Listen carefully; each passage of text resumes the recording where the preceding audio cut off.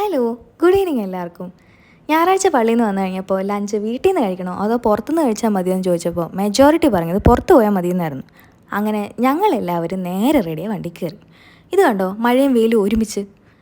ഇങ്ങനെ ഞാൻ കുഞ്ഞായിരുന്നപ്പോൾ കണ്ടു കഴിഞ്ഞാൽ കുറുക്കച്ചൻ്റെ തത്തമ്മയുടെയും കല്യാണമാണെന്നാണ് പറയുക. ഒരാളിതാ ഇവിടെ മഴയെത്തി ഷെയ്ഡ്സൊക്കെ വെച്ചിരിപ്പുണ്ട്. ഇനി എങ്ങോട്ടേക്കാണ് പോയെന്ന് പറയണ്ടേ? തിരുവനന്തപുരംകാരുടെ സ്വന്തം ആസാദിലേക്ക്. നേരത്തെ റിസർവേഷൻ എടുത്ത് ചെന്നുകൊണ്ട് അധികം വെയിറ്റിംഗ് ഒന്നും ഉണ്ടായിരുന്നില്ല. ചെന്ന ഉടനെ സീറ്റ് കിട്ടി. കഴിഞ്ഞ തവണ പോയപ്പോൾ ഒരുപാട് നേരം വെയിറ്റ് ചെയ്തിട്ടാണ് ഒരു ബിരിയാണി കിട്ടിയത്. അവിടെ ചെന്ന് കഴിഞ്ഞാൽ എന്ത് ഓർഡർ ചെയ്യണമെന്ന് ഞങ്ങൾക്ക് അങ്ങനെ ഡൗട്ടൊന്നും ഉണ്ടാവാറില്ല. എല്ലാവരും മട്ടൻ ബിരിയാണി പറഞ്ഞു. കൂട്ടത്തിൽ ഷെഫിൻ്റെ സ്പെഷ്യൽ കബാബ് എന്തോ ഉണ്ടെന്ന് കേട്ടപ്പോൾ അതുകൂടെ അങ്ങ് ഓർഡർ ചെയ്തു. ചെന്ന സമയത്ത് ആ കൂട്ടം ഭയങ്കര ഹാപ്പിയായിരുന്നു. ഞങ്ങളുടെ കൂടെ ഉമ്മയൊക്കെ തന്ന് കളിച്ചും ചിരിച്ചൊക്കെ ഇരുന്നു. കുറച്ച് കഴിഞ്ഞപ്പോൾ ആളുടെ മൂടൊക്കെ അങ്ങ് മാറി.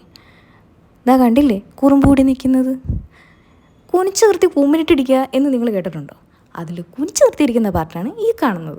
കൂമ്പിനിട്ടിടി ഇനി പുറകെ വരുന്നുണ്ട്. എൻ്റെ ഭാഗ്യത്തിന് ബിരിയാണി ഇങ്ങെത്തി.